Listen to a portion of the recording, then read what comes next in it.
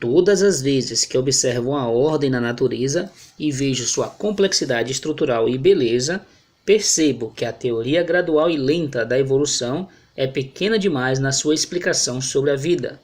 Sabe por qual motivo? Um único erro e tudo cairia por terra. O objetivo desta série é refutar ou ao menos colocar em xeque a teoria da evolução. Na realidade, muitos cientistas já estão fazendo isso. O que é o período cambriano e qual a sua implicação para a teoria da evolução? Há alguns anos atrás, a revista Time tinha uma capa numa das suas publicações onde se falava na explosão cambriana. Neste artigo, a Time apelida esse evento de o Big Bang da biologia. A explosão cambriana foi o aparecimento relativamente rápido em um período de vários milhões de anos dos filhos mais importantes, há cerca de 530 milhões de anos atrás, conforme encontrado no registro fóssil. A explosão cambriana, também chamada de radiação cambriana, refere-se à aparição geologicamente súbita ou abrupta dos grupos maiores de animais no registro fóssil no período cambriano. Darwin conhecia bem os fósseis de seus dias. Além de saber sobre o período cambriano, notem o que ele disse. Muitos paleontólogos salientaram a aparição súbita de grupos inteiros de espécies em determinadas formações, como um fato inconciliável com a teoria da transformação das espécies.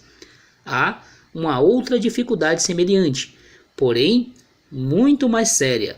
Quero falar da aparição repentina de espécies pertencendo às divisões principais do reino animal nas rochas fossilíferas mais antigas que se conhecem.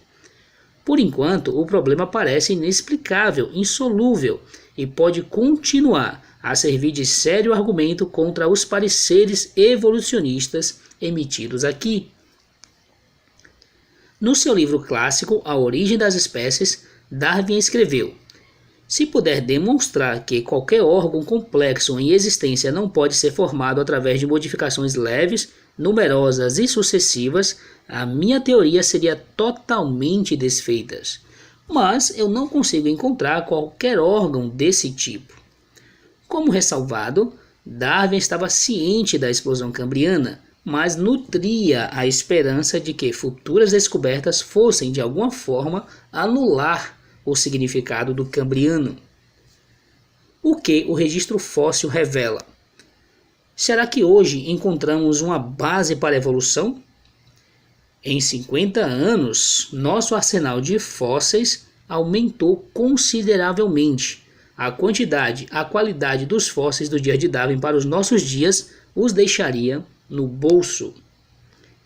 Em vez de encontrarem evidências do desenvolvimento gradual da vida, diz o paleontólogo evolucionista David Raup, o que os geólogos dos dias de Darwin e os geólogos atuais na verdade descobriram foi um registro incompleto e irregular, ou seja, espécies surgem de repente na sequência dos fósseis, apresentam pouca ou nenhuma mudança durante sua existência no registro e então desaparecem abruptamente. Niels Edward, evolucionista, comenta sobre o registro fóssil.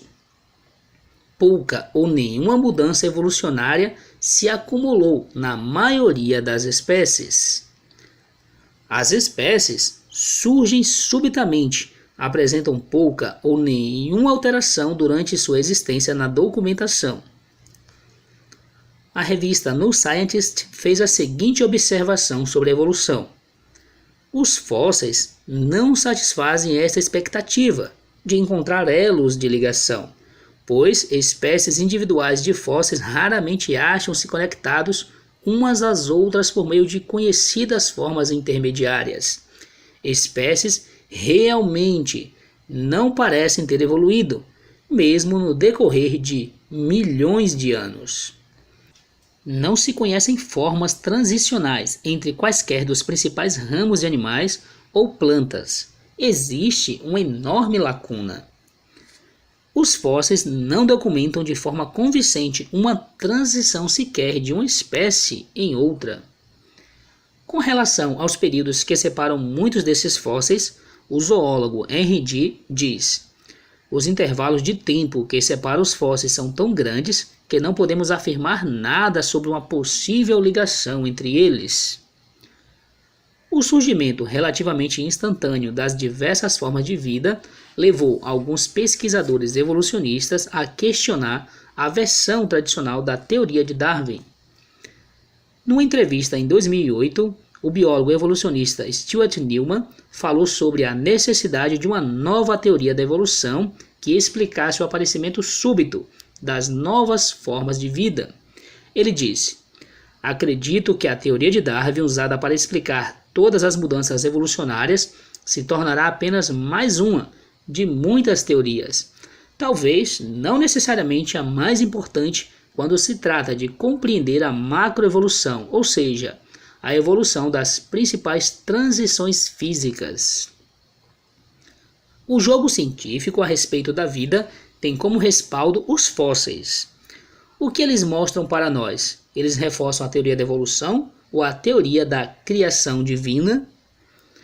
Darwin, assim como os atuais evolucionistas, esperam encontrar no registro fóssil ancestral comum, aparecimento gradual, formas transicionais, fósseis pré-cambrianos interligando-se aos cambrianos, formas parcialmente desenvolvidas e defeituosas, já que os fracos e defeituosos morrem primeiro. Mas o que será que mostram os fatos sobre estes fósseis? Eles dizem: sem ancestral, aparecimento abrupto, formas de vida totalmente formadas, nenhuma forma transicional, formas cambrianas complexas e bem ajustadas. O engenheiro aeroespacial Luther G. Sunderland escreveu em seu livro Darwin's Enigma, ou O Enigma de Darwin: "A evidência científica indica que sempre que qualquer espécie básica de vida surgiu na Terra, desde protozoários monocelulares até o homem, cada forma de vida era completa e seus órgãos e estruturas inteiramente funcionais. A conclusão inevitável a ser tirada deste fato é que havia algum tipo de inteligência antes de surgir a vida na Terra." O testemunho dos fósseis está inteiramente de acordo com a história bíblica da criação, o que mostra que Jeová criou as coisas vivas da terra em grandes números e segundo as suas espécies durante os últimos dias criativos. E o que você acha?